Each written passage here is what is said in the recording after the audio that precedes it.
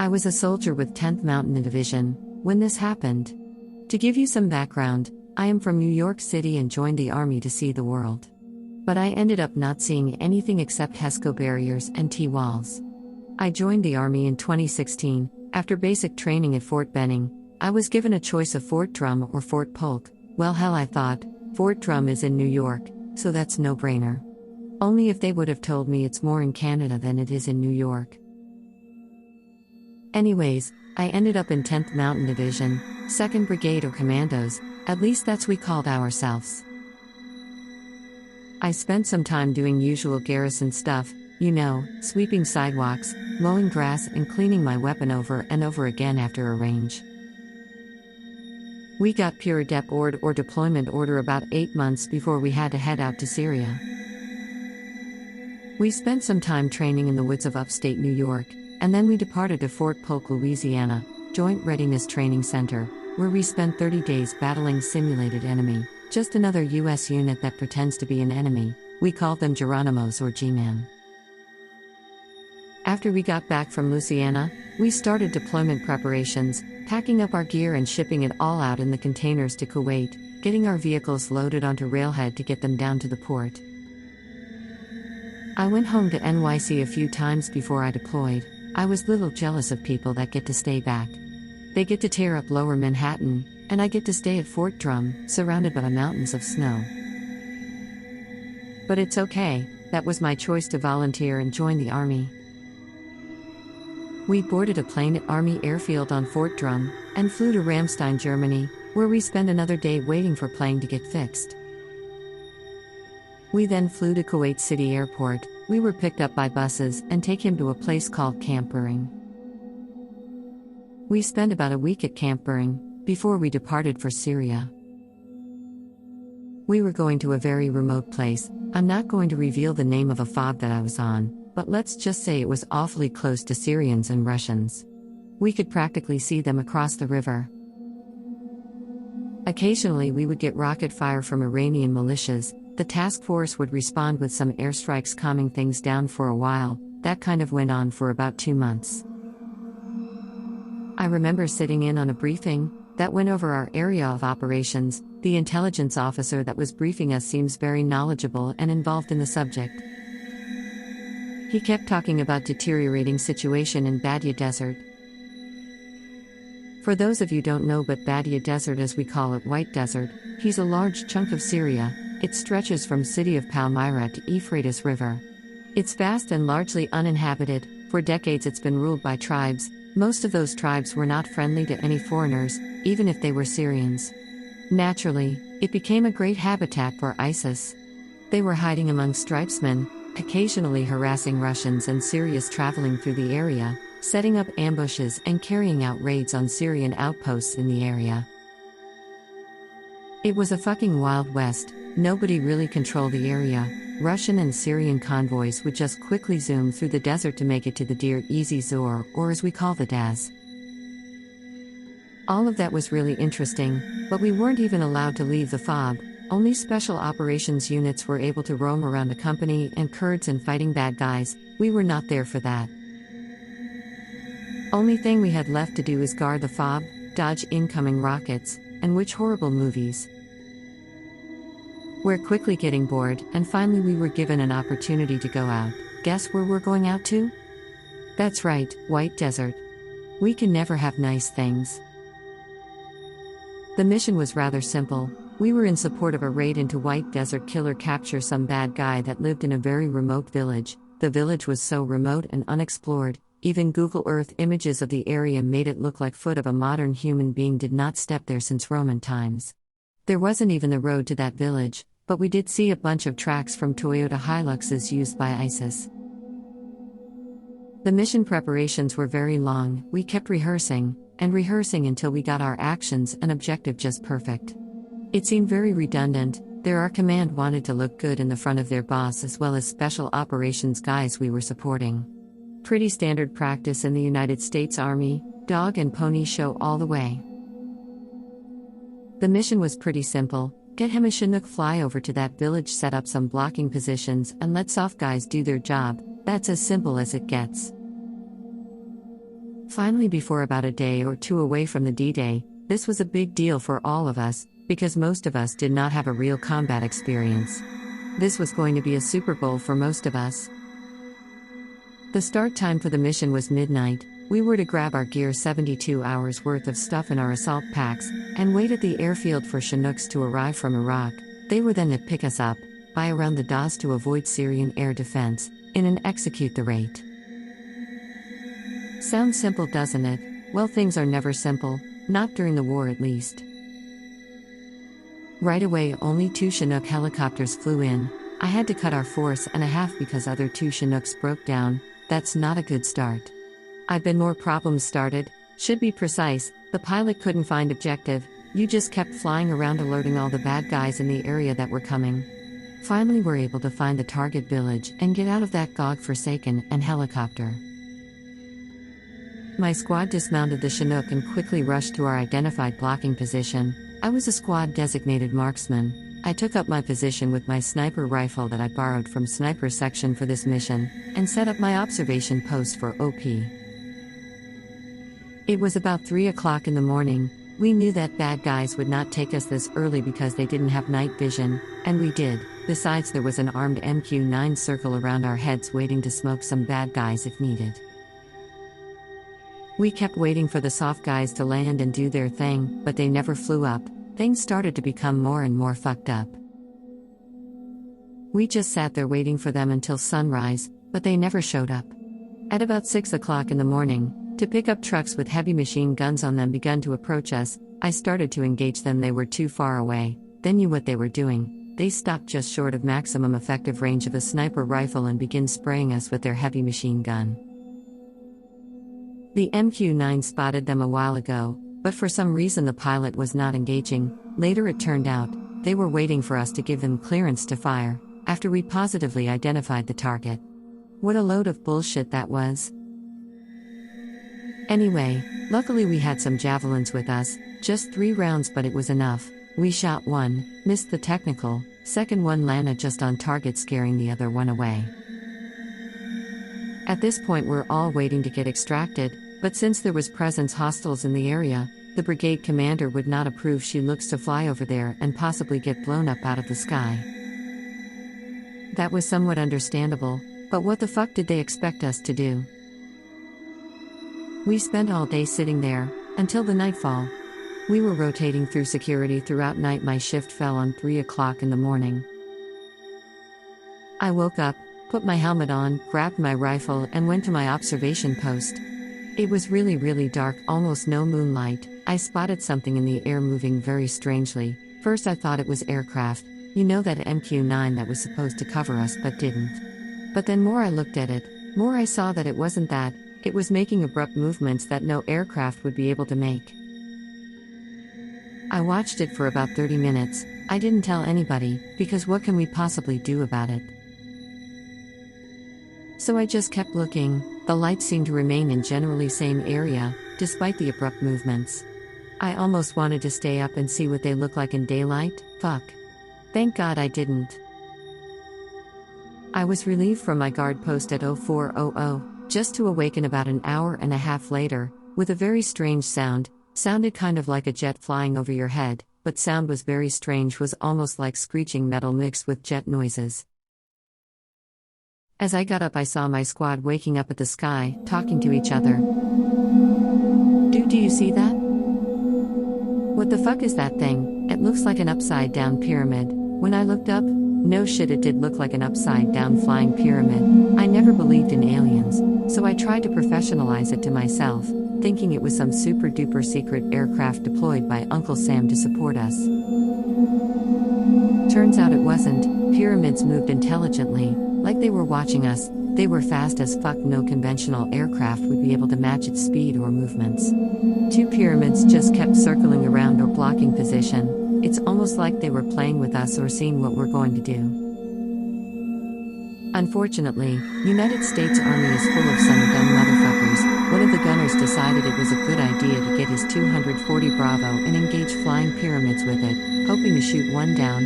Stupid, you say? I'd say yes too. He picked up his 240 and let off a few rounds. He missed the pyramids, of course, but then both of them stopped. My heart dropped to the ground at that point. I knew he fucked up, but nothing I could do about it. One of the pyramids shot what looked like a laser at him, evaporating him completely, turning him into dust in a split second.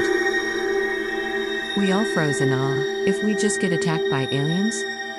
He sure did. At that point our squad leader began to yell to put the weapons down and take off the helmets, hoping it would de-escalate our little interplanetary conflict. That didn't work. He suffered the same fate as our 240 gunner. At that point we'll just started the run. Only thing is, what the fuck are you going to run to, in the middle of white desert full of ISIS? Take my chances? Me and 3 more soldiers ran to the nearest wadi.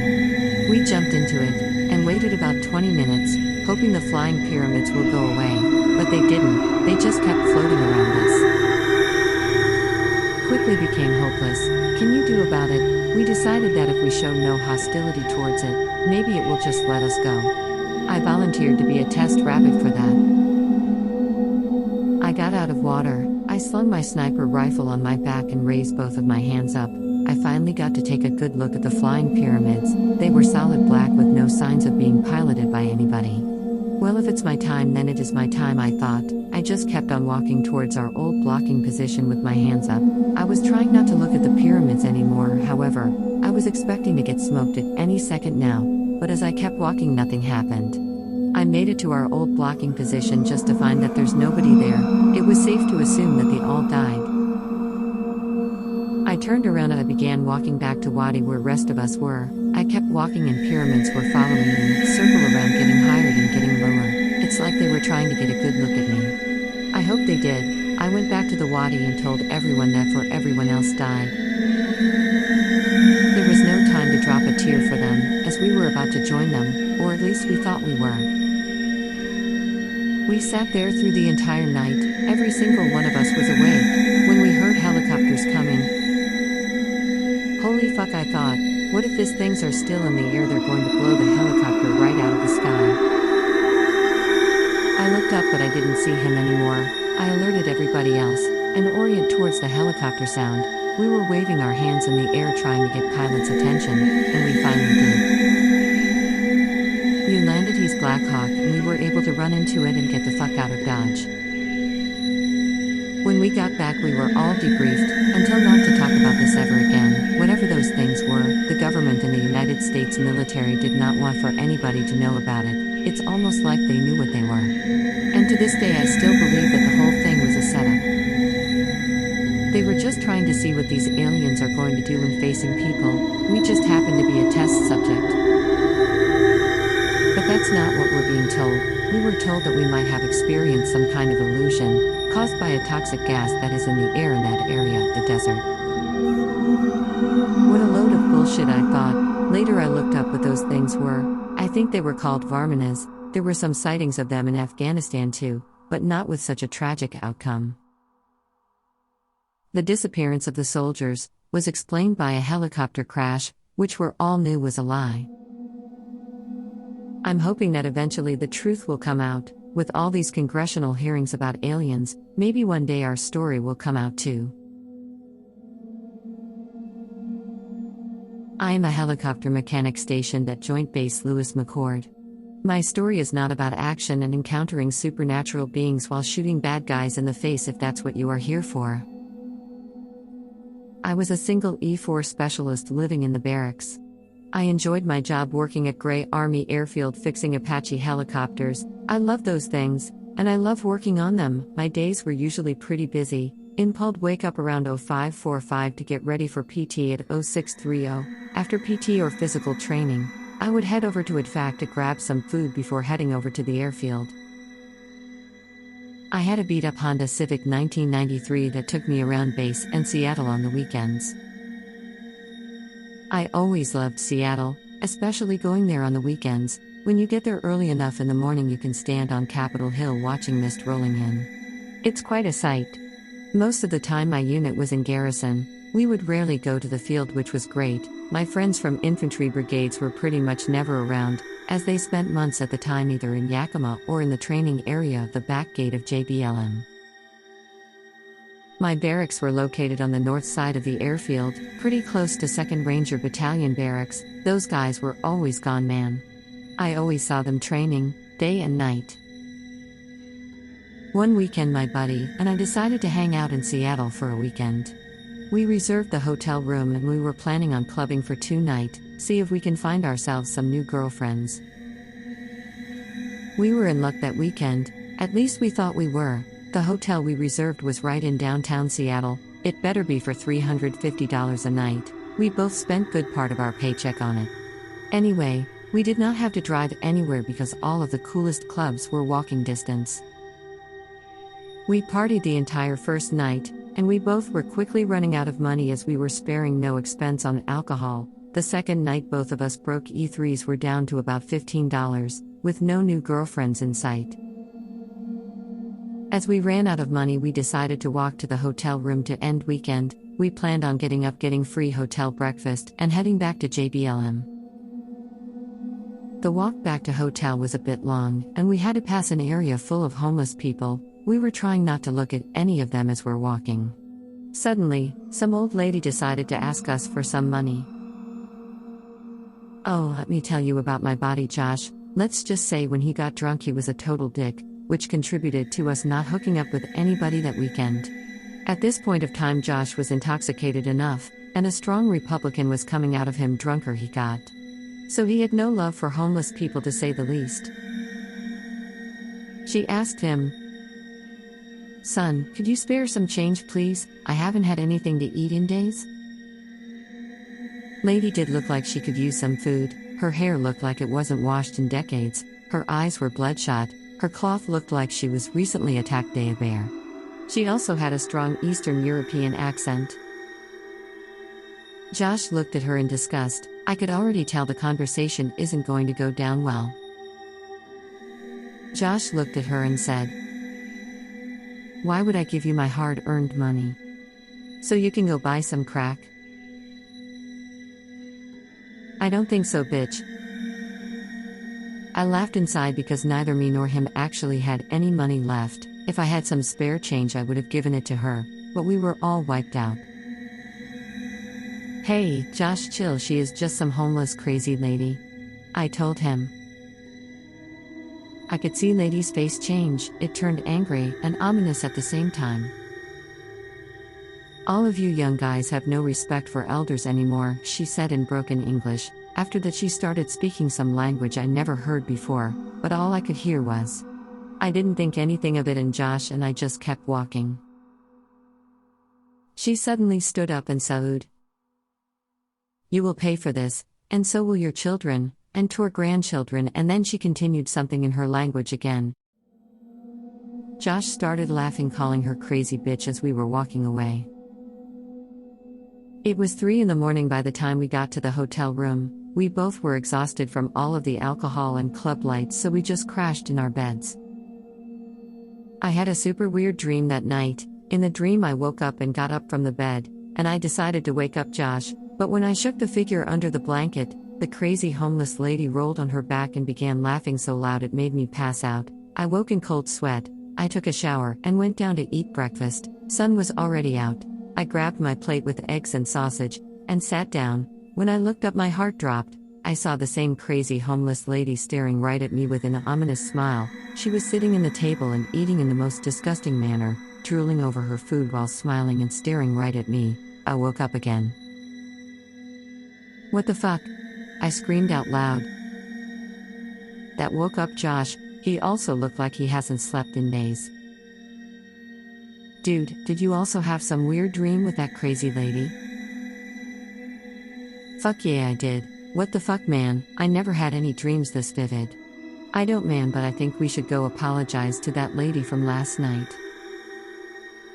Non-intoxicated version of Josh agreed with me. We quickly got up and checked out of the hotel and drove down to where we saw her last night. But she wasn't there.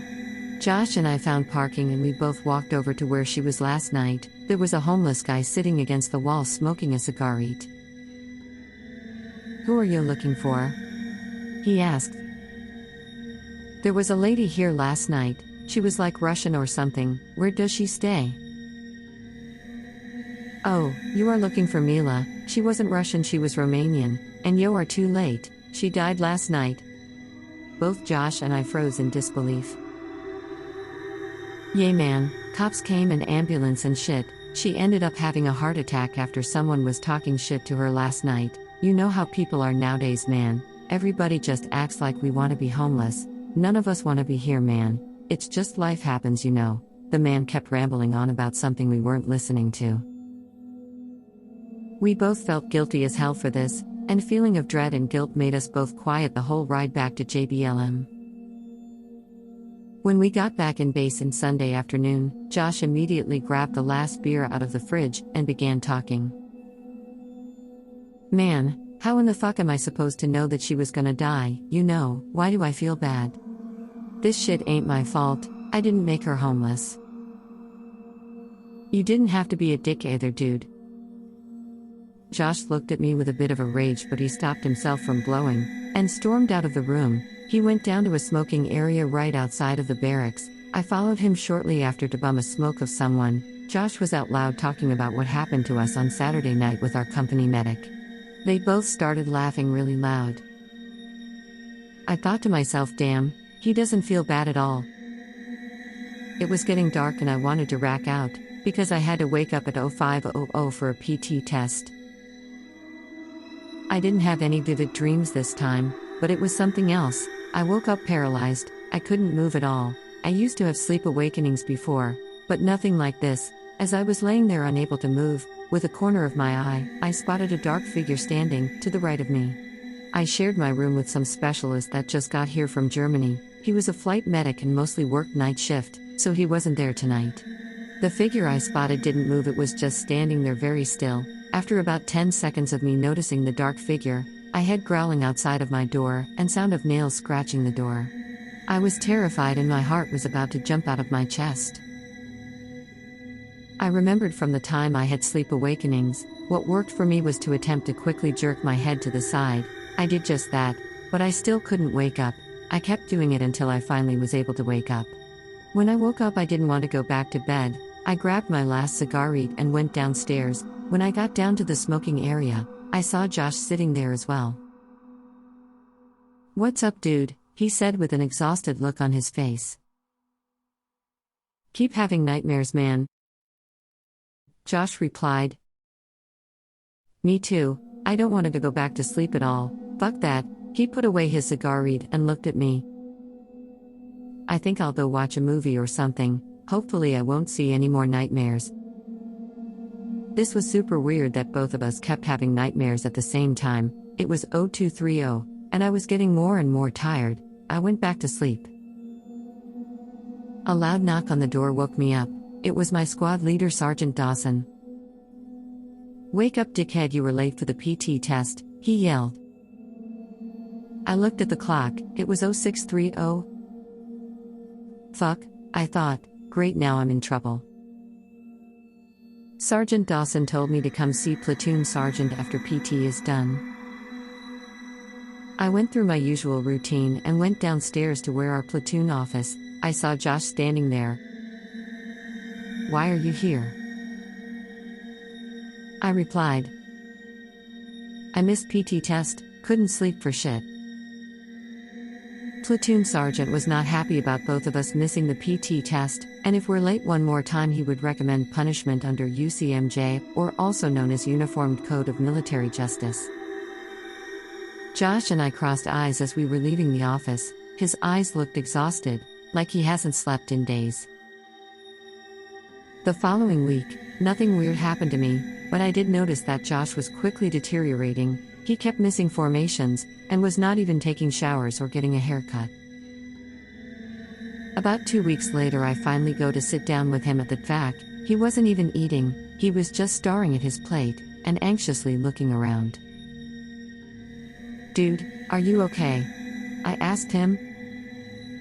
"No man," he replied. Tears started to roll down his eyes. "I see her, man. She is following me, man." He started whipping. "She is everywhere, in my room, at maintenance bay. She is there behind me in formation." He kept crying. Damn, I thought to myself, he is really fucked up. I decided to help him. Bro, let's go to talk to Chaplain, maybe he can help. He wasn't even listening to me. He looked at me and then looked behind me, and he started crying even more. She is right behind you, man, he said. I turned around and looked behind me. There was no one there, of course. Dude, there is no one here, I told him. He started crying even harder. It's all in your head, man, you need help. I got up, grabbed his wrist. Let's go to Madigan, man, they will help you there. Madigan is a JBLM medical center. Fuck no, man, they can't help me, man, they can't help me, he continued.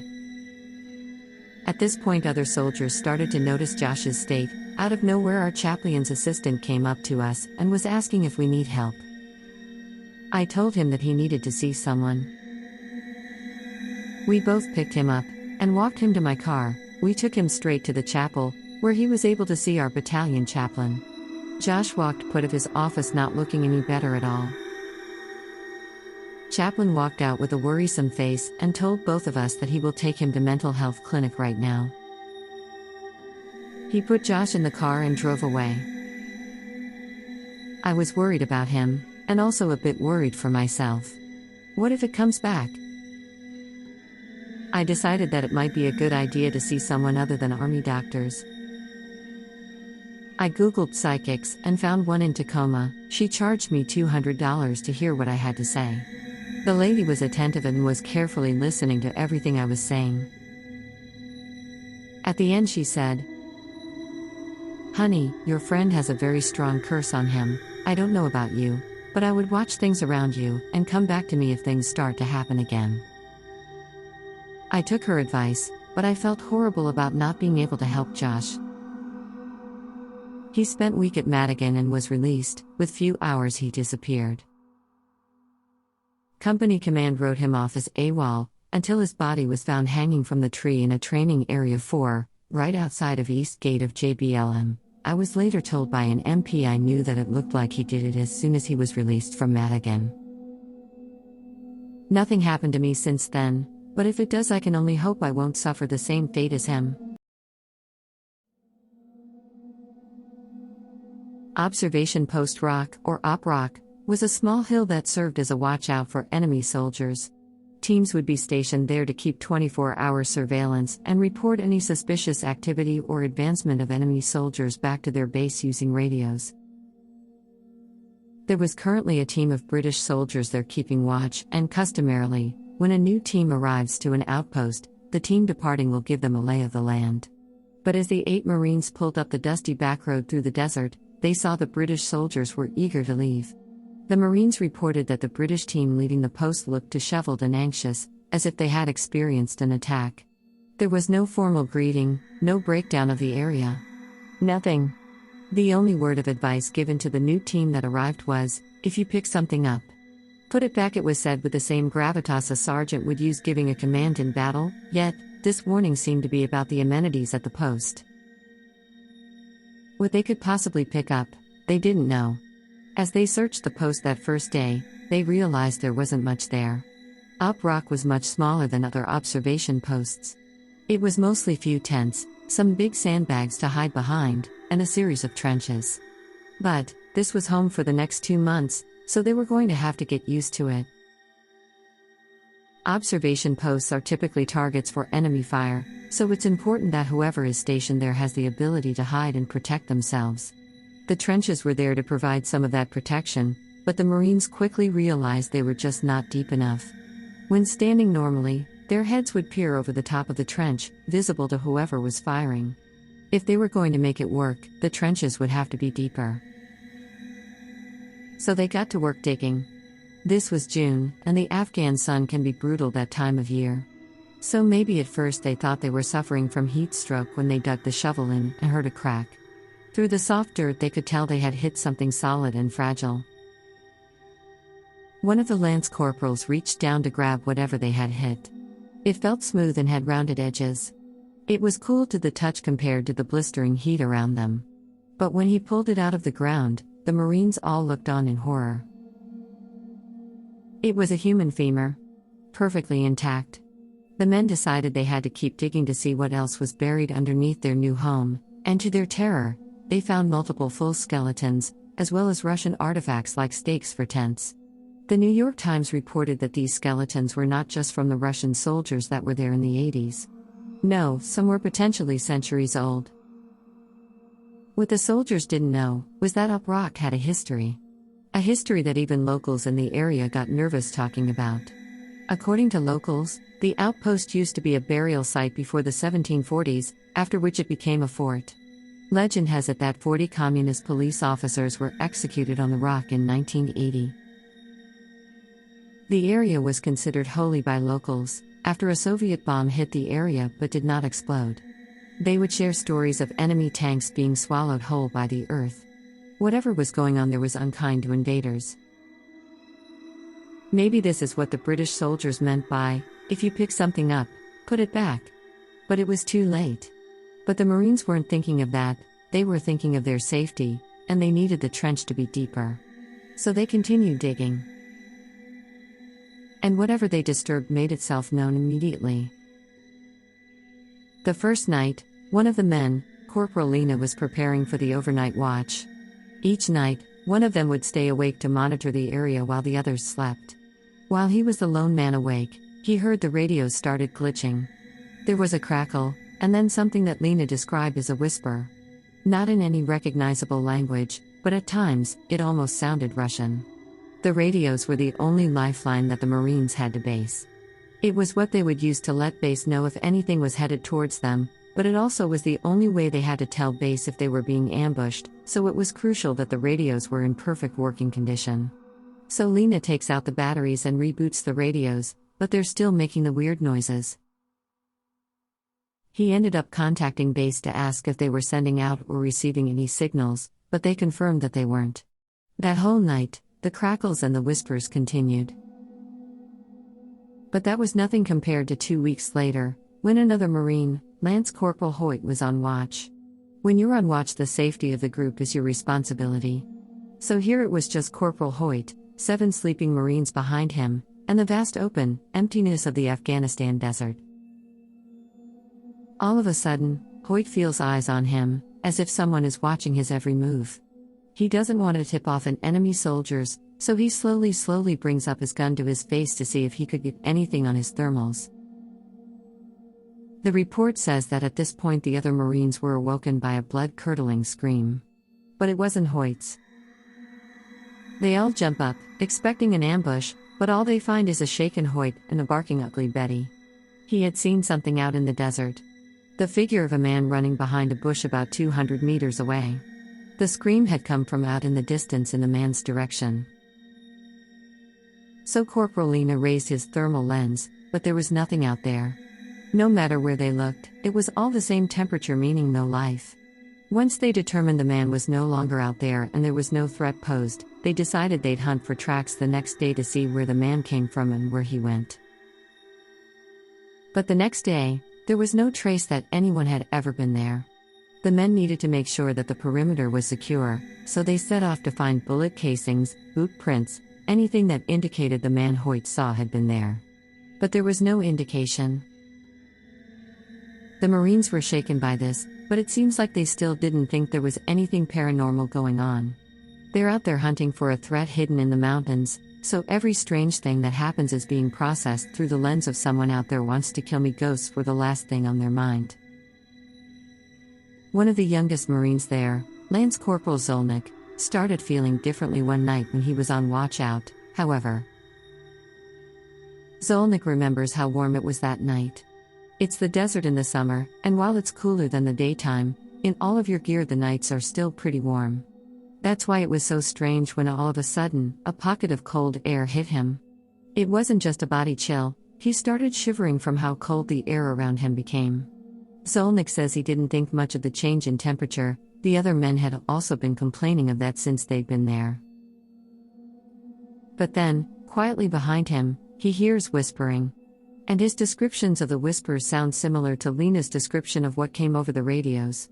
Soft at first, not even sounding like language. But every couple of words he could make out something that sounded faintly Russian. And worse than the paranormal, Zolnik feared that he was losing his mind.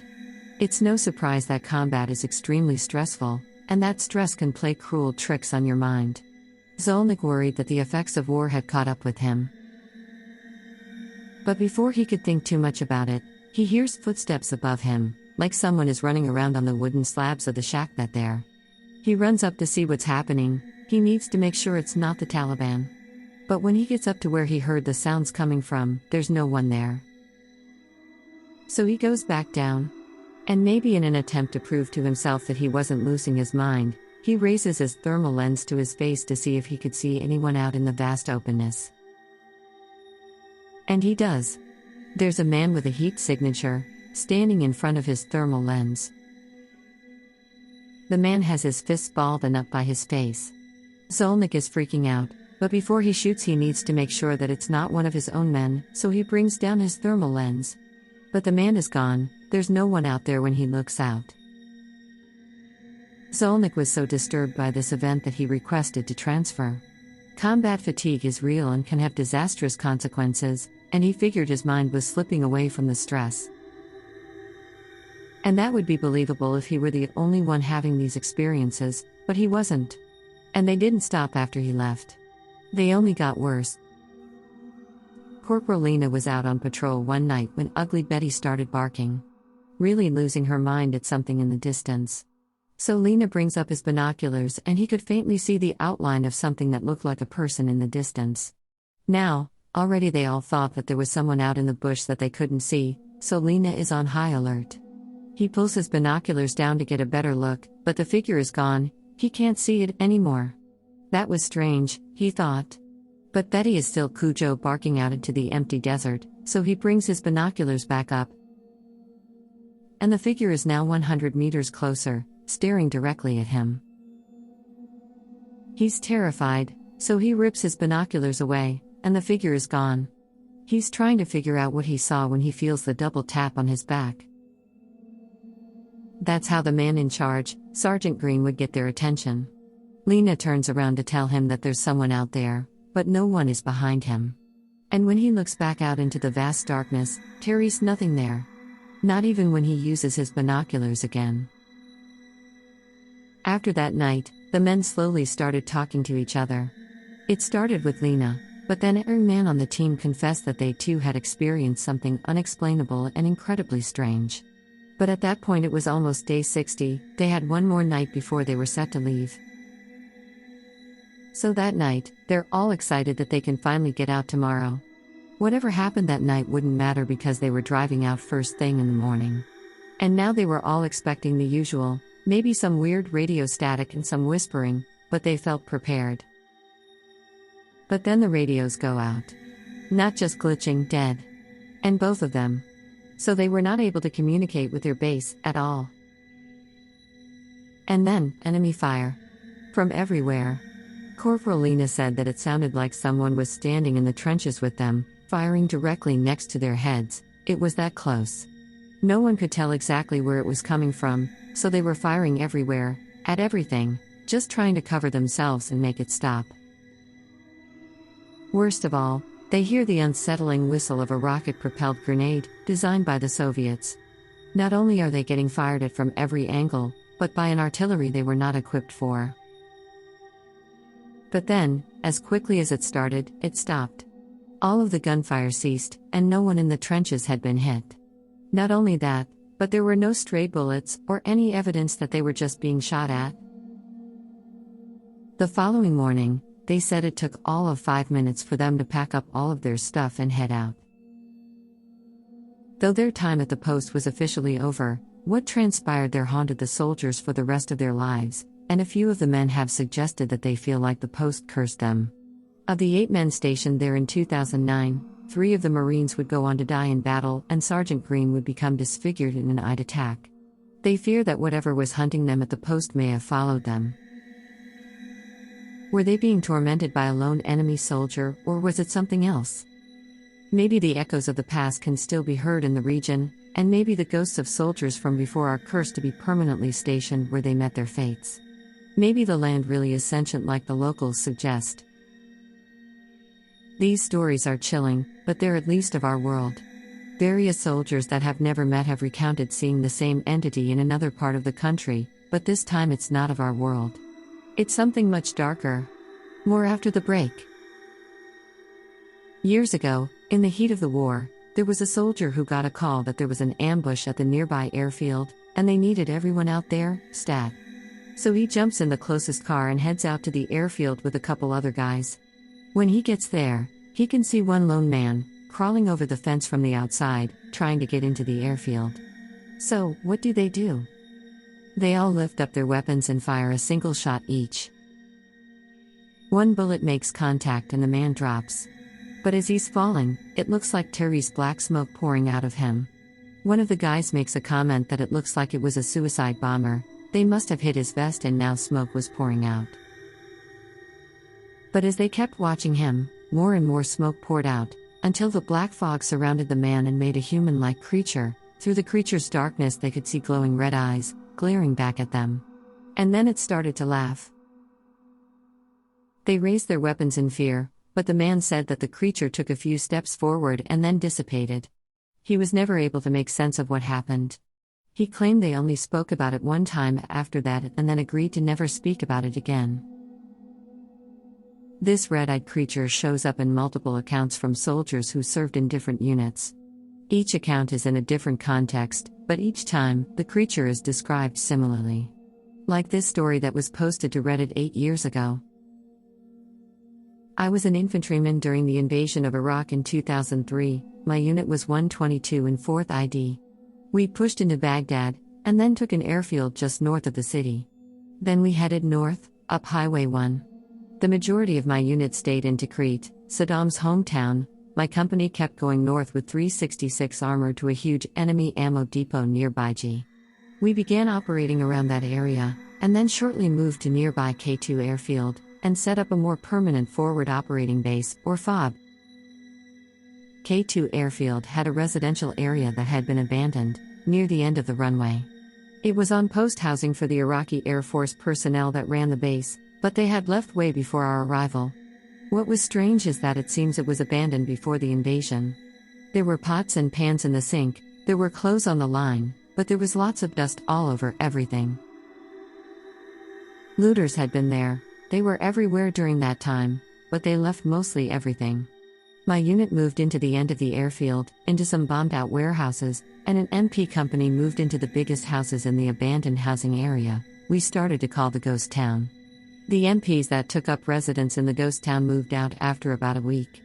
I asked one of the very tired-looking MPs why, as everyone was jealous that they lived in actual homes, albeit abandoned, shabby ones, instead of bombed-out warehouses, and I was curious about their speedy move. He said that they couldn't sleep, doors would open and shut all night, they heard footsteps running up and down the halls at night, and then finally they began to see children's faces looking in at them through the windows. The U.S. Army does not function with consideration to ghosts, and for them to get their chain of command to move their whole company out of the ghost town, there must have been some tangible events that affected their operational readiness. Their move meant that now our residence was the new perimeter of our FOB closest to the ghost town, so we took up nighttime security every night around our warehouse. We would each do an hour shift, and we had a watch going all night long. We had thermal sights and night vision, and we would sit out there scanning the desert for enemy activity. During our watch, we could all hear children laughing and playing, all night long. It sounded like a playground was active in the ghost town, but we verified with our thermal sights, it was empty. We often had pebbles thrown at us. We would sit out there, alone or in pairs, and listen to the laughter while getting hit by rocks. Nothing big, but they would bounce off your face, your helmet, your vest. The whole time scanning with thermals and night vision, nobody there, listening to the laughter. This happened night after night, we all talked about it with each other, nobody was happy about it, but we sucked it up. In 2004, we had a change of command, and upon hearing about the situation, our new commanding officer said there is no supernatural activity in this ghost town, only enemy activity. This was partially true because we had been attacked with sniper fire and RPGs from that direction multiple times.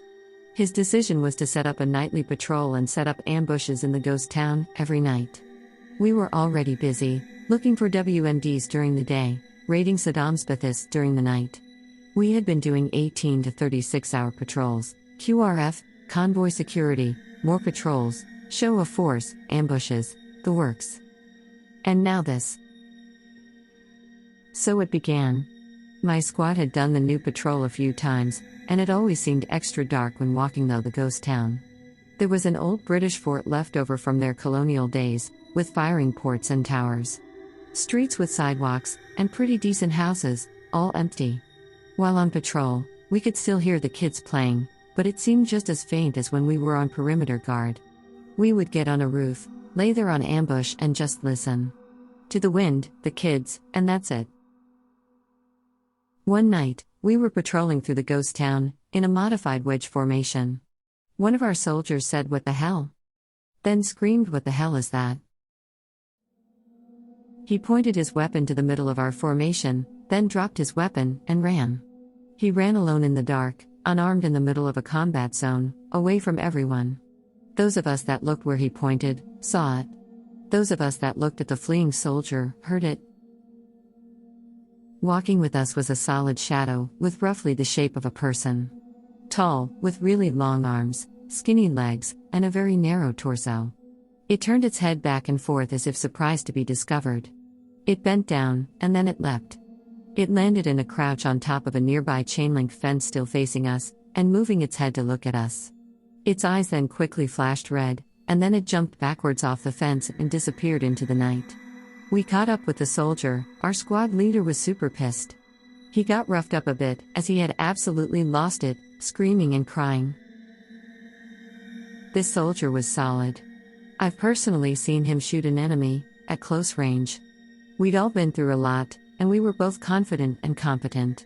What we saw that night was not the scariest thing we had been through that deployment. Engaging the enemy on the regular was.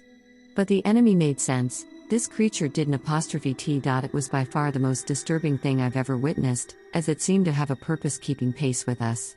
From that point on, whenever it was our turn to patrol Ghost Town, our squad leader would lead us to just the edge and we would wait, not going in. I'm sure we all still appreciate that to this day. Whatever that was doesn't feel like a ghost, and it certainly doesn't feel human. Some locals suggested that these were jinns, creatures from the Quran that were forged in the smokeless flame of a fire, while angels were forged in the light. American soldiers may compare them to demons, but they're more nuanced than that. Some will say these are just tall tales from the battlefield, legends forged by over-exaggeration and combat exhaustion. But when multiple people are coming home and complaining about a red-eyed creature, it makes you wonder. What is it doing out there, and is it specifically targeting invading forces? I guess we will never know. Till the next time. I am a Marine Corps MARSOC operator. I was stationed in Camp Lejeune for most of my career. I started off as a regular infantryman 0311. I got quickly bored of mowing grass, cleaning weapons, and standing in formations for hours waiting for commander to spill some bullshit safety briefing. I decided that I wanted to do a little more with my Marine Corps career, and I went up MARSOC selection, and eventually I became a Marine Raider. For those of you having no clue what I am talking about, MARSOC stands for Marine Special Operations Command. Just like Army has Green Berets, Marine Corps has us. Most of our missions were always oriented towards Middle East, Afghanistan in particular. I hardly spent any combat time anywhere else. Most of the time we are training other special operators from other countries. But occasionally we do our own training.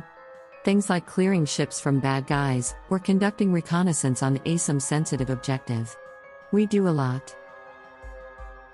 But what I am about to tell you is nothing like what I have ever experienced in my whole life, never mind the career. It all started with a simple training mission in the Caribbean. We were supposed to train with one of the Navy SEAL teams. We were going to practice raiding ships, obviously based on training location. You can imagine, this was something counter-narcotics related.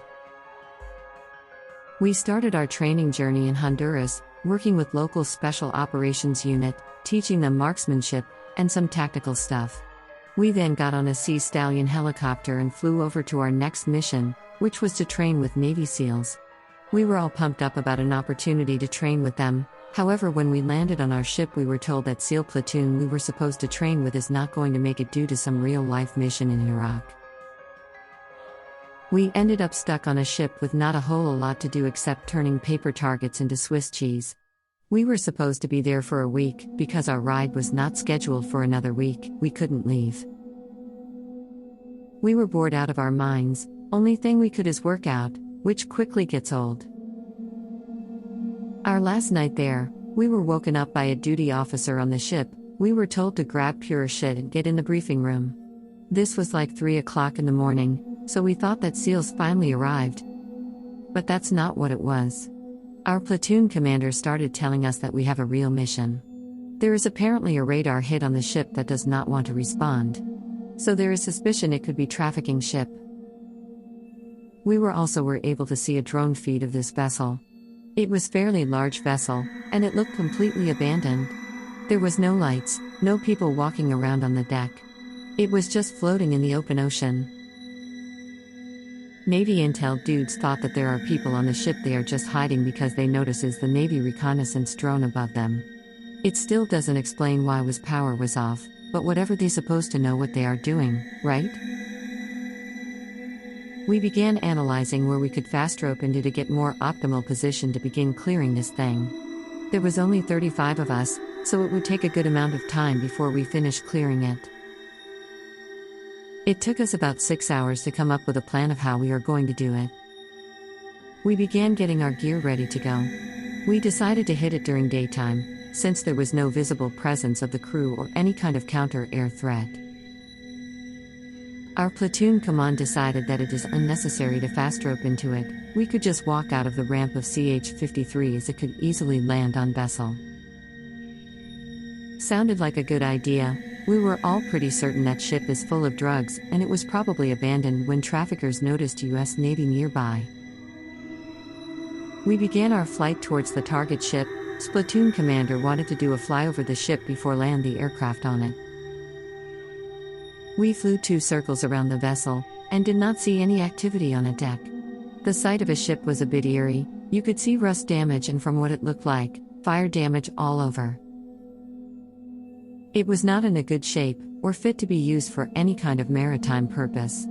After seeing absolutely no activity on the ship, our platoon commander looked a bit relieved, because he assumed that this will be an easy-peasy operation. He can put this on his evaluation report, and brag about it for rest of his Marine Corps career.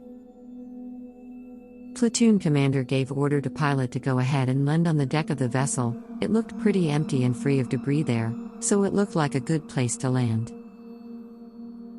Pilot slowly descended the stallion down to the deck. He told our platoon commander that he felt uncomfortable setting his wheels on it, but he will have her about a foot away from the deck in order for us to egress. He began hovering the helicopter over the deck, and our platoon quickly poured out on the deck.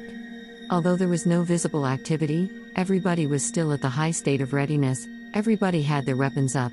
After clearing an immediate area around us, we continued to clear the deck, moving towards control room. I started to notice that this ship was unused in decades. Everything was covered with rust from the salt in the air, and it looked like the ship had a fire, but that fire probably happened 50 years ago, if not more. We kept moving through the ship, clearing every space inside. After about 3 hours, we began to relax as we realized there was nobody there. Platoon commander tried radio and back and checked Tactical Operations Center, but he couldn't get a hold of them. We were also too far away for a visual signals. We were essentially on our own. Our inability to contact our Tactical Operations Center did not throw any immediate red flags. That happened before. The platoon commander told us that he's going up on top of the ship to try to get better line of sight so he can report back.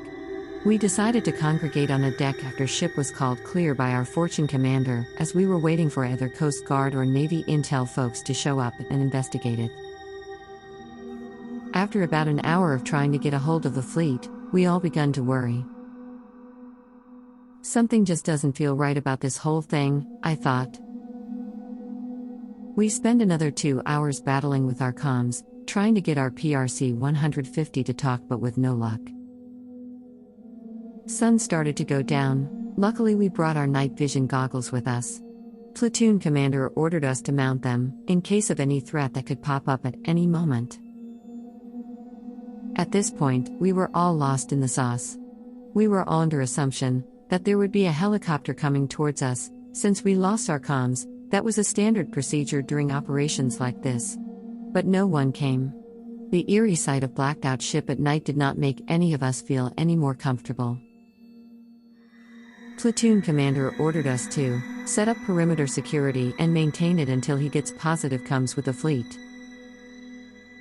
We sat there for a good 30 minutes, and out of nowhere, all of the lights on the ship turned on, blinding the crap out of everybody who was wearing night vision goggles. You could hear people cussing and screaming. What the fuck? We were all in shock, even our platoon leader froze for a good minute. We began looking around, but still didn't see anybody. Platoon commander did a net call, warning everybody to keep an eye out for any kind of threat. But we all knew this was something else. There was no threat here, just some weird shit that we've never seen before. Platoon leader quickly ordered a 4-man team to go inside and clear out control room and see what is going on there. I volunteered to go with them, just because I didn't want to sit in one place in case there was really a threat. Quickly entered upstairs, find a whole lot of nothing. Appearance of the ship's interior has completely changed. It was no longer an abandoned, raggedy, rusted out looking piece of crap. Everything was more or less clean and ready to be used. All of the radars and radio equipment was turned on. Your amazement. One of the gunnery sergeants killed out. What the fuck is going on here? It was not like this before. How in the fuck is this possible? We're all a state of confusion. Then we started to hear radio traffic, but it was not any language that we could recognize, and most of us have some familiarity with other languages through our training. But this was not any language heard of before. It sounded ancient, something you would hear in alien movies. Gunnery Sergeant Janice smashed one of the radios with his buttstock. Although it was completely unnecessary, we all agreed with him doing that, because it was fucking weird. Everything here was fucking weird. Our platoon commander went up to the deck and informed everyone that he cannot get any positive comms with anybody. At this point we had no food or warm cloth, but the heater inside the control room seemed to be working just fine. Gunny Janice told us that we will have to hunker down here until we get rescued by Navy. God knows how long that is going to be. But nevertheless, we decided that there is not much we can do about it, and despite all of the weirdness we will have to spend longer than we thought on this godforsaken ship. As we sat around the control room, Gunny walks in and tells us that there are some crew rooms that were fully furnished and might be a good place to rack out. I went down with few of my squad mates to take a nap. So we did. The room was fully furnished, it even had linen. As I said, none of this was here when we were clearing the ship 12 hours earlier. I went to sleep on the couch. It didn't take long for me to fall asleep. I was having a weird nightmare, and eventually I woke. It felt like I didn't sleep. As I woke up, I heard a loud scream coming from down the hallway. I grabbed my rifle and ran towards it. I kept running, but the scream was just getting further and further away. Eventually I ran into a locked door. I yelled out, "What the fuck? This door was not here before." I literally went down this hallway when we were coming down here from control room. Then it struck me that my squad mate was not there either. I ran back into the room just to find an empty bed where he was laying. Strangely, there was not even a sign of him being there, like an imprint on the bed sheets. There was nothing, like he was never even here. I grabbed my helmet and ran up to the deck. Again, no one was there. I ran outside screaming and yelling, but no one was there either. The whole ship appeared to be empty. A cold sensation went down my entire body when I realized I was here alone, not to mention of thoughts about teammates. Did they get evacuated but forgot about me? Well, that's a very unlikely scenario. Platoon commander was an accountability Nazi, and he would have never left the ship without complete headcount. I didn't know what to think. I went up to comms room and tried to see if I can make distress call, But nobody ever responded. All I've heard was a static on the other end, that's if there was another end. I also noticed a heavy fog that covered the entire ship. It was not unheard of, but the sight of fog was kind of a rarity around these parts. I started to get desperate. I wandered around a ship not knowing what to do next. I went up to the control room and sat on the chair. A sense of hopelessness and uncertainty began to settle in. I kicked my feet up on desk and began to drift away, when I heard, "Are you troubled, sir?" I hear behind me, as I fell down on the floor from being startled. I looked and there was a man in his 40s standing there looking at me. I yelled, "Get the fuck back." I raised my rifle and pointed at him. The guy's face expression did not even change a bit. He was just staring at me with cold, emotionless eyes. He said, "Sir, there is no need for this. I'm not here to hurt you," he said with a movie-like British accent. I asked him, "Who the fuck are you?"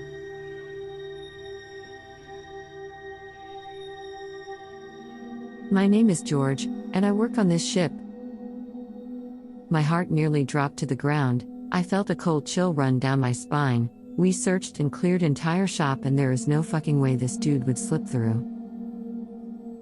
"What do you mean you work on this ship? This whole ship is fucked." "Well, she has seen better days, but I wouldn't discard her just yet. There is a lot of history inside her."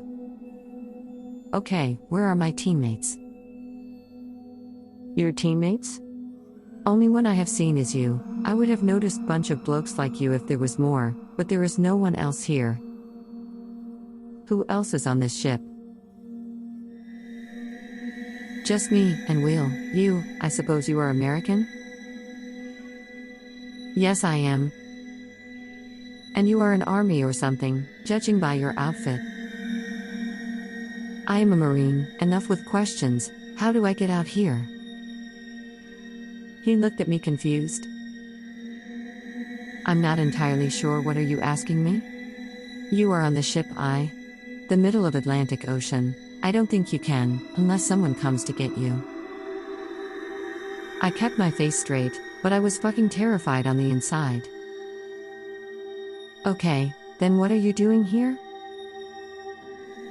"Like I said, sir, I take care of the ship." "So you were just floating in the gigantic ship by yourself? What kind of bullshit is that?" "Well, you see, some ships are special. This one was built by an unknown entity. Yes, you see, there is no records of this ship ever being built by anybody. Once I was serving in the Royal Navy and we had intercepted this beauty off the coast of Bermudas, and much to our surprise, we weren't able to leave. And then one day I woke up, and my teammates were gone, and I just stayed here to take care of her. After all, she took care of me, you cow." "What do you mean, she took care of you?" "Sir, you will soon see for yourself what I mean by that. Like I said, this ship is very special."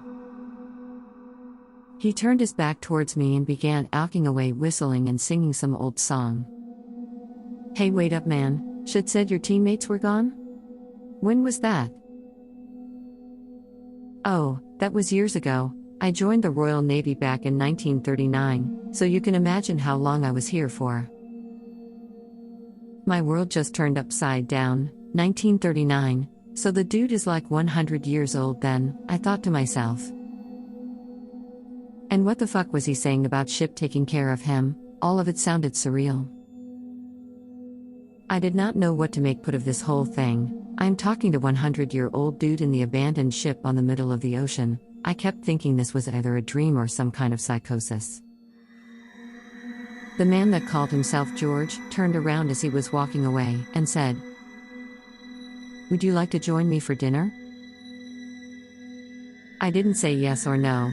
I just followed him, as he was rumbling about the history of this ship and how it talks to him. We went to a dining room where there were tables already prepared. There were 2 bowls of soup and 2 glasses of water sitting on it. And how in the fuck did he know that he will need 2 meals? I sat on the table and carefully grabbed a spoon. George sat in his chair as well. and began talking. I knew there was going to be somebody else here one day. "Excuse me, but we have been talking for some time now and I still do not know your name," he asked. "It's Eric," I responded. "That's quite a nice name. My son's name is Eric." George's eyes began to tear. "I haven't seen him in so long, quite frankly I don't even remember his face. This ship has taken all of these memories from me." I started to feel bad for him, but I still didn't trust a guy. "What can you tell me about this ship?" "Oh, she is a thing of beauty. She always took care of me while I was here, so as long as I take care of her," he responded.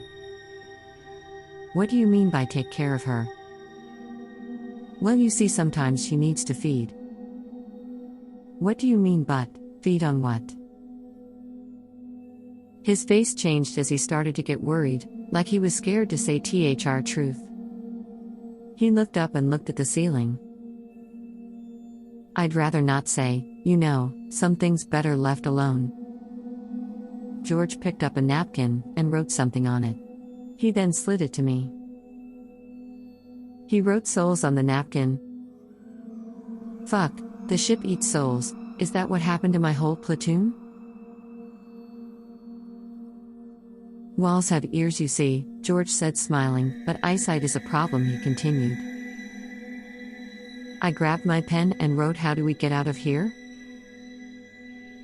George looked at it and smiled. "You see, she can't be hungry for too long as she starts to deteriorate, and I have to steer the ship towards where the food is, if you catch my drift." "Shit, that makes sense. That's why the ship was so fucking trashed when we landed on it. And now it looks brand new." I thought to myself, how can I possibly escape this place, and only thing I could come up with without saying it out loud is sinking this motherfucker. I mean, it's still a ship after all. I thanked George and went on my way to see how I can sink it. I saw that there were rescue boats on the deck, which is how I can escape, but how to get this thing to sink? I went on top of the deck and looked to see if there was anywhere I can ram into, but there was nothing. Then it hit me, I have a bit of C4 in my assault pack. There was only about a pound of C4 along with some detonation cords and a blasting cap. It was enough to place it below waterline and make this thing go down. I went to the room where I slept and grabbed my stuff. I pulled everything out. "I would encourage you not to that, sir." George was standing right behind me. "Well, that's too bad because I am going home. If you are going to do what you are about to do, just remember that she can't die, because she is not a ship, she predates all of us." I looked at him and said, "I don't give shit, this fucking thing is going down." The speaker system all of a sudden went off with a loud scream-like noise that nearly left deaf. I fell down and reached for my helmet that had noise cancellation headphones. I put my headphones were able to cancel some of the noise. George was looking at me with no change of his face expression, like noise did not affect him.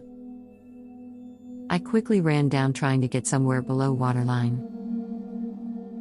I got down to mechanical room, and found a spot that will make this whole thing sink. I have been through some Navy SEAL demolition training, and that came handy. I taped block of C4 to wall. As I did that, the door behind me slammed shut. Fuck, this thing is not going down easily. I tried opening the door but couldn't. I already initiated the time fuse, for 3 minutes. The realization that I am fucked came when I looked at the fuse almost burned down. I was preparing to see the creator. My whole life flashed in front of my eyes. Suddenly, door opened. It was George standing there. "I thought you may be in need of assistance, sir," he said. Adrenaline rushed through my body. I yelled, "Run!" We both started running up the stairs when we heard C4 go off. It shook the ship and caused a fireball-like explosion in a mechanical room. Ship began to make a strange noise that I never heard before anywhere else. It was a metal scratching sound, but it was like it was trying to talk to me. I could tell that the ship was started to take in water, as its top began to slowly rise up above the water. "Come on, George," I yelled. George and I cut the rope on the rescue boat and we both jumped on it. I started paddling away from the ship. George was looking like he was mesmerized as he saw his ship going down. We paddled away enough to see the ship get on its side and disappear under the water. George looked at me and calmly said, "Thank you." As he said it, he began to dissipate into thin air. It only took a second and he was gone. I am free now, just like that he was gone. I was shocked by what was happening. I blacked out. When I woke up, sun was beating down on my face. While I was dreaming, I was seeing George and he was telling me that I had a beacon on me that helped me get rescued. I must have forgotten that part. I actually did have it on my helmet. I looked at it and turned it on. I was floating in the open sea for probably another day or two. I could not remember, because I didn't get any water and I thought I was going to die, and then I heard a helicopter. It was Coast Guard. At this point I did not have any energy to even stand up. The rescue diver came down and grabbed me and pulled me up to a helicopter. I woke up on the same Navy ship that my team departed. I had some guy standing over me. He said he was glad that I am awake, and that he was an NCIS investigator. He questioned me about what happened. Of course I lied. Who the fuck would believe me? Turns out my platoon went completely missing. I just made up some story about ship exploding and sinking, and that's all I could recall. He left me alone. I returned to my base in Camp Lejeune, where I was questioned even more. There was whole investigation, and I had to give about 50 interviews to various agencies. But I kept to my story. Finally things came down and I was able to return to duty. Quite frankly, I did not want to be in Marine Corps anymore. I started looking up maritime history around that area, and turns out there was a British Navy had a similar incident around Bermudas. 35 sailors went missing, and never found while checking out a strange ship. When I looked at the picture of a missing crew, I saw George's face stare right at me. I recognized his face right away. That's how I knew I wasn't crazy. And I hope whatever happened to me will never happen to anybody again. About 6 months later, when I was already out of the Marine Corps, I watched some news piece about how there is a missing crew of a civilian research ship that was checking out an abandoned ship that later disappeared from the radar. And I remember what George said. It predates all of us. Maybe this ship is just manifestation of evil that takes form of a ship that roams Atlantic Ocean collecting innocent souls.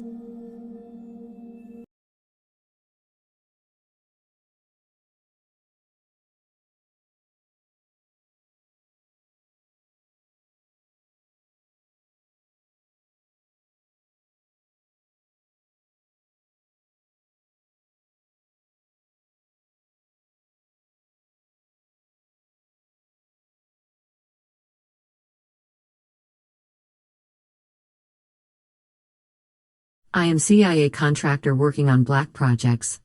I fall under what's used to be called Special Activities Division. Before CIA, I used to be part of Operational Detachment Delta. I spent many years working JSOC hunting down bad guys in the streets of Baghdad and mountains of Afghanistan. After I got out, I went into CIA as a contractor. I spent some time working overseas until an opportunity presented itself, and I was assigned a mission here in the States. Yes, I know CIA is not supposed to work on U.S. soil, but reality is different. As I reported to Langley, I got assigned to be a security detail guarding some scientist in Utah.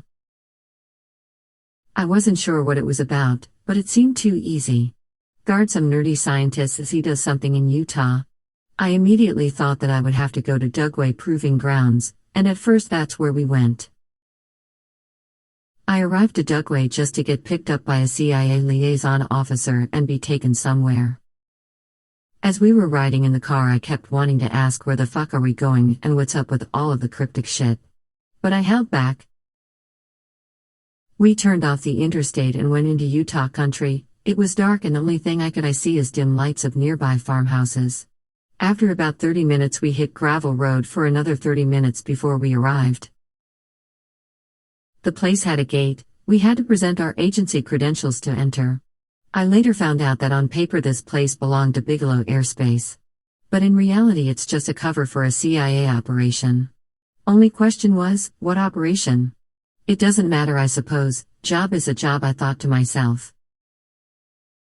The liaison officer was very quiet. He escorted me inside some farmhouse-looking structure, but inside there was a basement equipped with cutting-edge surveillance equipment. There were screens everywhere displaying all kinds of data, from seismic readings to electromagnetic spectrum analysis.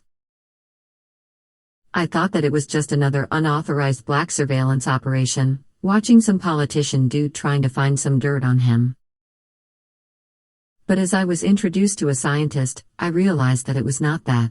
The dude was some biophysicist from MIT. Damn, I thought to myself, what is all this about? He began to brief me about the job. Basically, we would spend a week at this place before we rotate with another team and take week off. But while we are here we are on 24-hour duty with no possibility of leaving this area. Food will be delivered to us. We didn't have to worry about cleaning and other routine maintenance things. Facility had its own cleaning crew from Bigelow Airspace. They had to be cleared to be there. Some really overpaid janitors they were.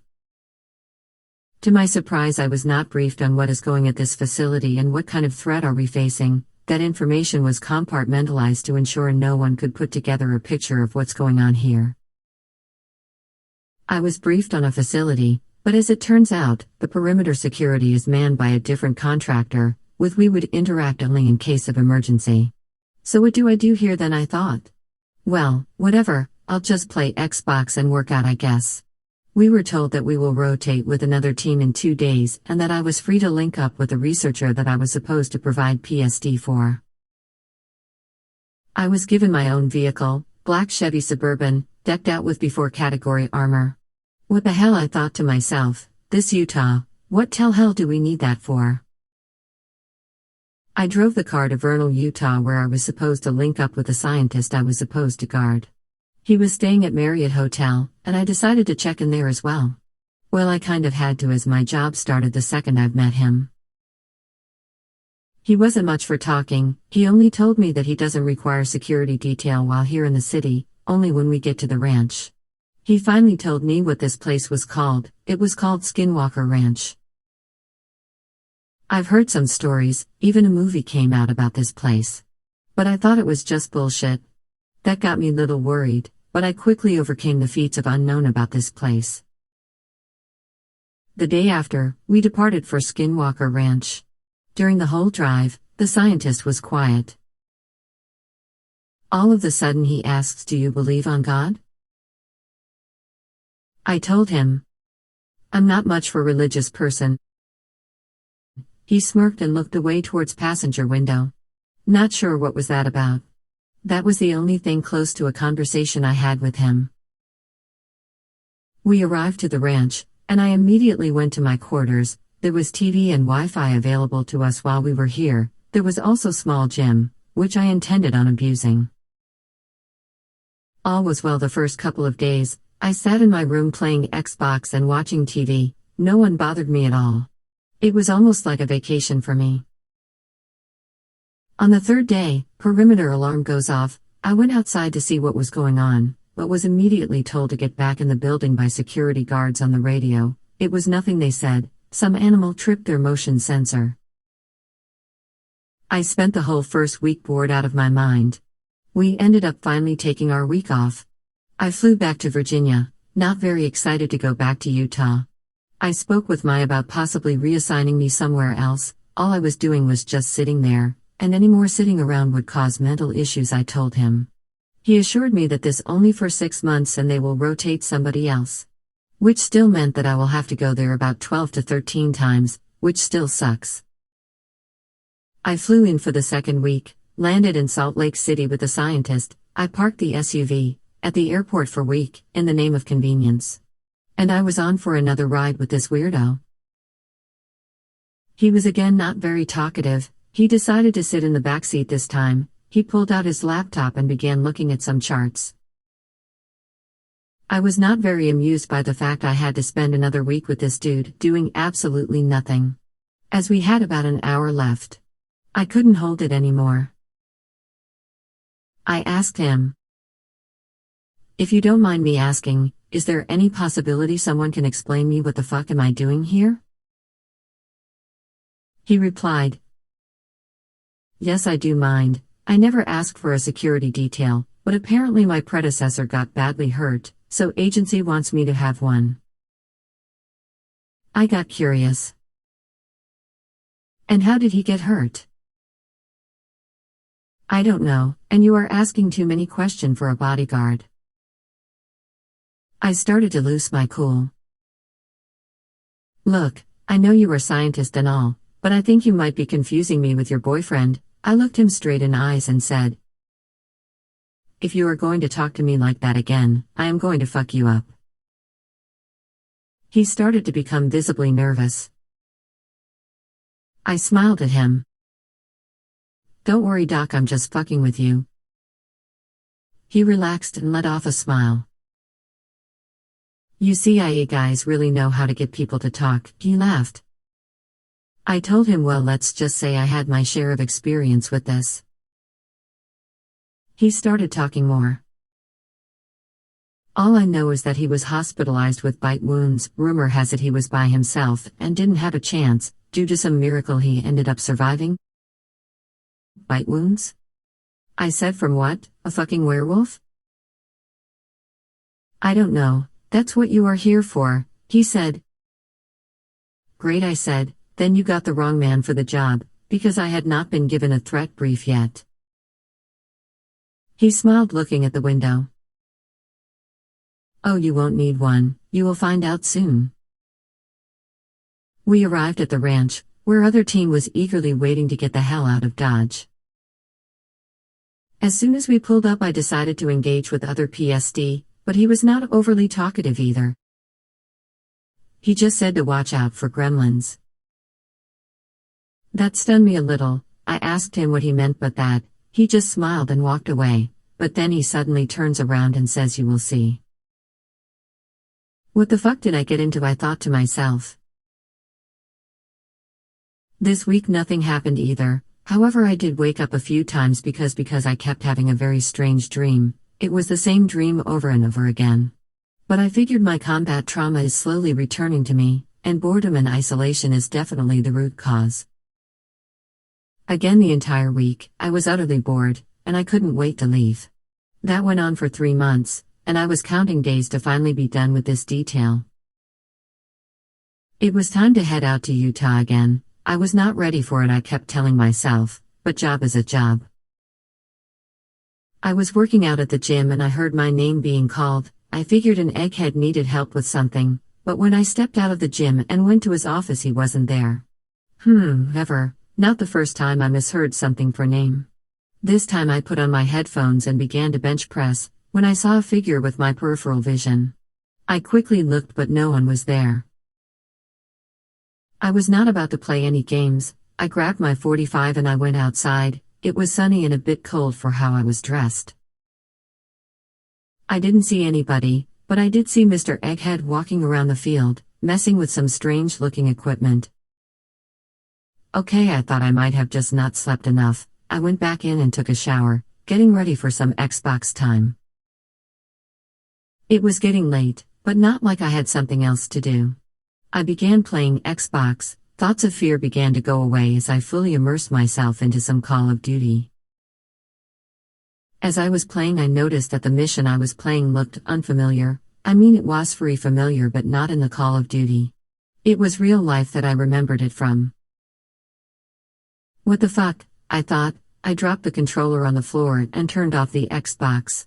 I looked at the mirror and saw a shadowy figure again. I turned and pointed my pistol at it. It was Doc. He freaked out and threw his hands up. "Fuck, Doc, can you not sneak up on me like that?" He said. "Are you okay?" "Yeah, I'm okay, thank you for asking." I was not fucking okay at all. My heart kept going 1,000 beats a second. I felt anxiety through every inch of my body. What the fuck is going on? I decided to go to bed and had another weird dream. I woke up at 3 a.m. and could go back to sleep. I went out the bathroom and looked in the mirror. I noticed that there was a tiny scar on my shoulder. It was barely noticeable, but because of how light landed on me on the bathroom, it stood out. I tried recalling this scar, but I could not remember where would I get it from. Well, maybe there was something I don't remember, but that is weird. I would have remembered getting scarred there. I decided to go outside to get some fresh air. I walked out and looked at the sky. It was a beautiful night. You could almost see the Milky Way.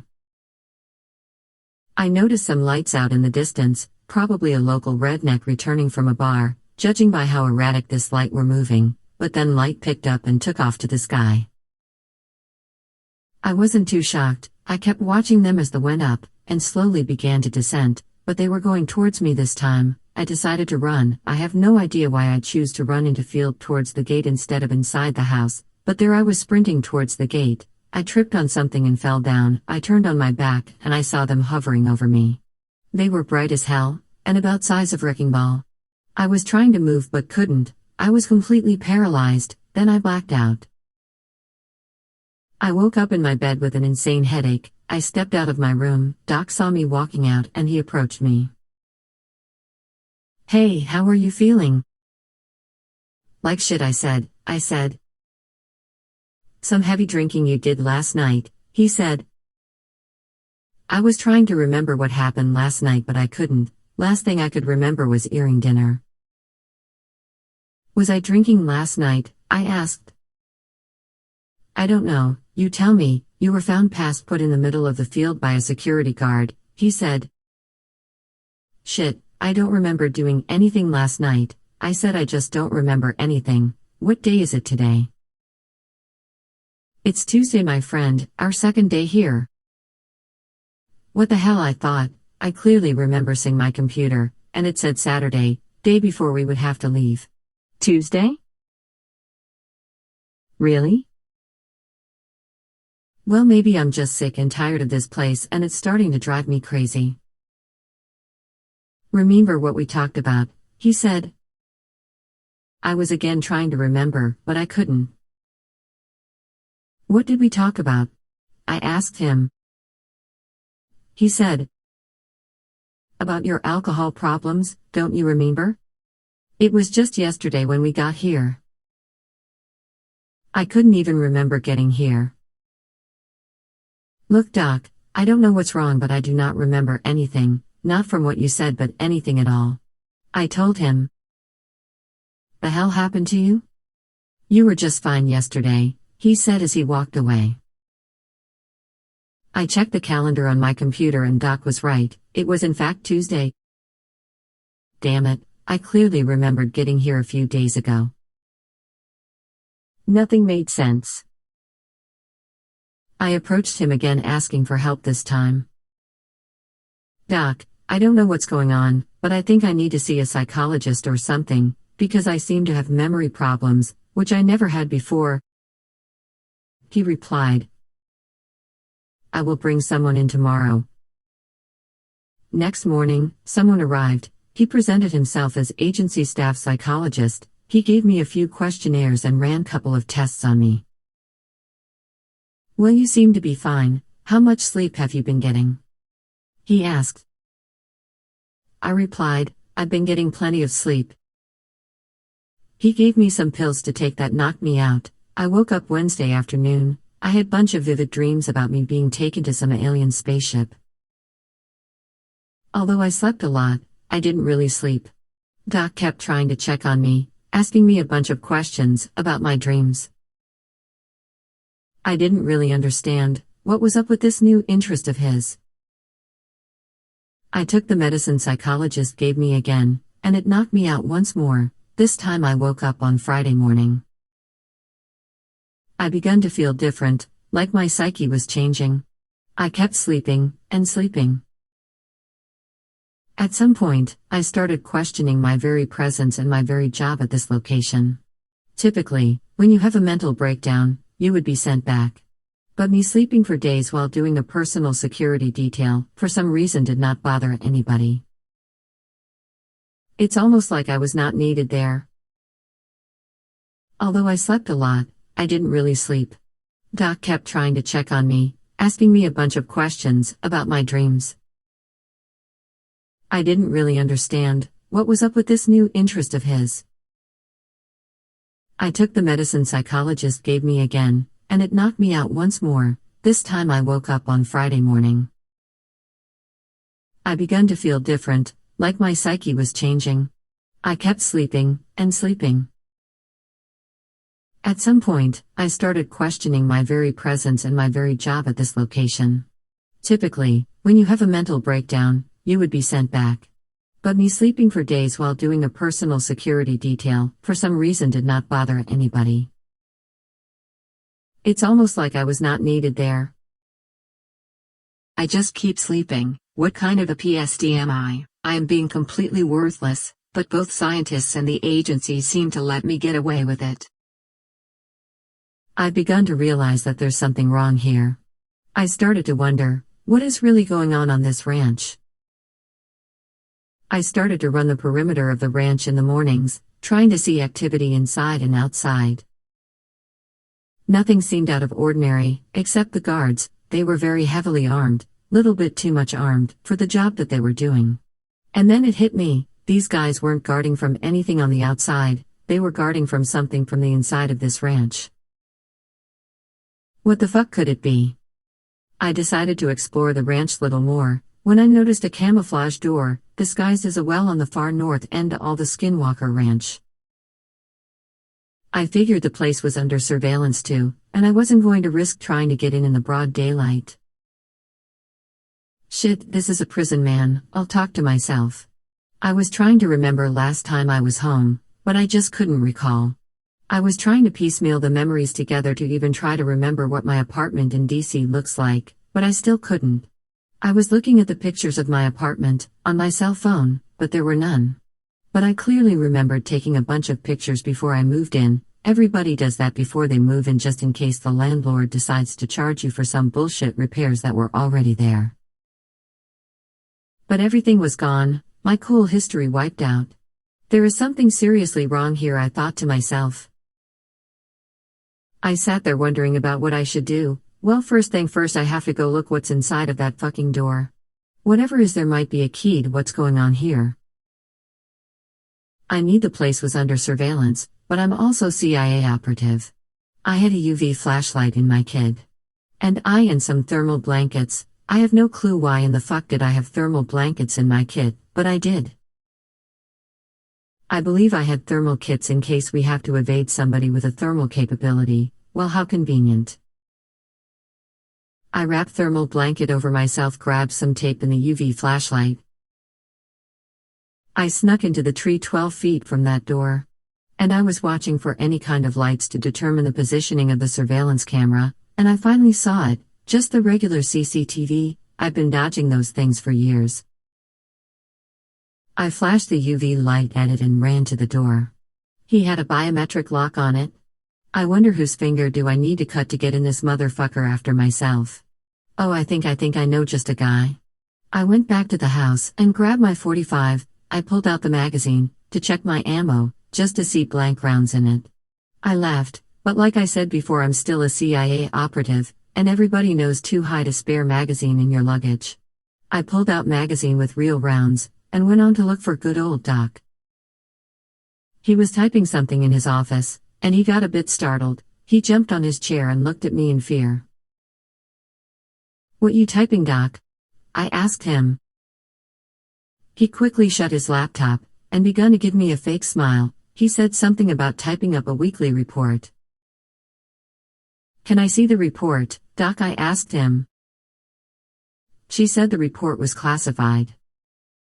By the point of my gun at him. "Well, fucking declassify it?" He quickly opened up the laptop and turned it towards me. I told him to read it to me. What he read made my heart drop. Subject showing signs of deterioration after 3 experiments conducted with mind-altering techniques. This time he came back different. There's significant memory loss and obvious signs of psychosis. I'm unable to conclude what have they done to the subject, but I can say with confidence his psychological state is changing for the worst. I pulled the hammer on my 45. And who the fuck is the subject, doc? He started to become visibly stressed, tears started rolling to his eyes. He said you are the subject. I will be fucked, I thought to myself. To get up, and I told him that he's going to take me to that door this guy is as well. At first she was telling me that he couldn't do it, me shooting right next to him convinced them otherwise. You don't understand, they made me do it, I didn't want to, he begged. In the morning here anyway, I grab them and hold him towards the disguised door outside. He let me in. There was a stairway leading downstairs, we both went down. There was one of the security guards from Bigelow Airspace, behind a TV. He quickly got up reaching for his gun when he saw me, but it was a bit too late. I shot him right in the chest, knocking him out. Good on him for having his body armor on. He will live, I thought to myself. I kept walking down the small hallway that led to a room with bunch of surveillance equipment, panes everywhere, and then every room of the house, recordings of me sleeping, and recordings of them shooting some shit up in my veins while I'm asleep. You motherfuckers, I yelled. No, you're going to tell me what the fuck is going on here or I'm going to blow your fucking head off, I told him. Okay, this is a ranch where they take people. Back in the day locals used to bring cows, and goats, and people and other sacrifices because they thought they were gods. They would return them, dissected the cows, enable return to people too, with people would be changed, they wouldn't be themselves. Sometimes they even land here. Back in the 50s, government discovered this place and decided that this is a good testing ground, to see what they do with people, and how can it be weaponized. So we bring highly trained operatives here, because they can withstand more, because we want to see if already highly trained operatives would become even better. But so far nobody was able to make it through, every subject so far committed suicide. I listened and I began to boil inside. I wanted to shoot him right in the face, but I figured it would do no good. I pistol whipped them in the face and then hit him in the back of the head, knocking him out. I then went outside and went straight for the SUV. I got in it and floored it. The gate guards ran out with the M4S trying to shoot at the tires, but I was going way too fast. I busted through the gate and sped down to the highway. I then hit the highway, and made my way to the nearest town, where I ditched the car. I bought a bus ticket with cash going to DC the same day. After about 3 days I finally arrived to DC, and they made my way down to my office. My boss was very surprised to see me. He said I was gone for about 7 months and he hasn't heard from me. I told him that I thought I was only going for 3, and I started to realize that memories of me coming back were implanted. I told my boss everything. You listened to me and nodded. And then he told me that there's nothing he can do. There's some black projects that nobody knows about, and he also said that he was glad that I didn't kill anybody. But then he said I should stay low. By that he meant getting the fuck out of the country. And that's what I did. I bought the first plane ticket, going to Colombia, where I had some connections from my Special Forces days. That's where I'm at right now, waiting for things to calm down so I can finally figure it out what happened to me and bring what's going on at the Skinwalker Ranch to light, and those responsible for what's going there to justice.